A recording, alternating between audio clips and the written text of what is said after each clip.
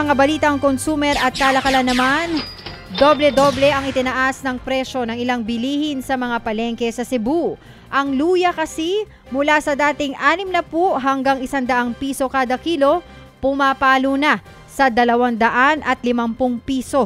Sa Baguio pa raw kinukuha ang benta dahil wala ng supply sa mga kalapit na probinsya. Sumipa rin sa 360 piso kada kilo ang presyo ng bell pepper mula sa dating 100 piso.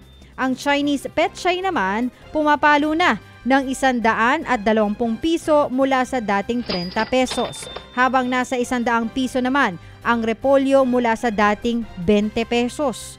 Posibleng numipis daw ang supply ng gulay sa mga kalapit na probinsya dahil sa El Nino. Nagkaroon ng data breach sa Health Maintenance Organization o HMO na MaxiCare.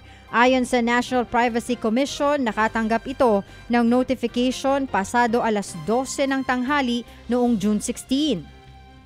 Sabi ng Department of Information and Communications Technology, nagsimula ang leak ng makaharap ang isang aktor ng Nagsimula ang leak ng makahanap ang isang threat actor ng login credentials sa internet. Gamit ito, napasok daw ang isang sistema ng MaxiCare at may nag-download ng available na impormasyon. Sa ngayon, nakikipag-ugnayan na ang ahensya sa NPC para matulungan ang MaxiCare. Nanawagan din ang ahensya sa mga kumpanya na magpatupad ng mas malakas na authentication system. Maaari raw gumamit ng multi-factor verification o biometric authentication para maiwasan ang ganitong mga insidente.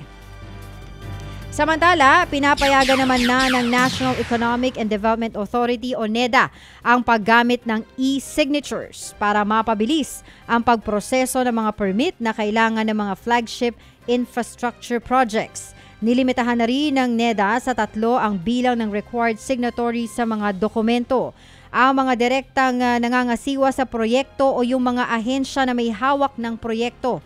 Sabi ng Anti-Red Tape Authority, malaking tulong ang bagong polisiya para mas mapabilis, makumpleto ang mga proyekto. Inaasahan kasi ng gobyerno na makatutulong ang mga proyekto sa pagpapalakas ng ekonomiya. Ted Filon at DJ Chacha ngayon nasa Radyo 5 92.3 News FM Monday to Friday 6 to 10 a.m.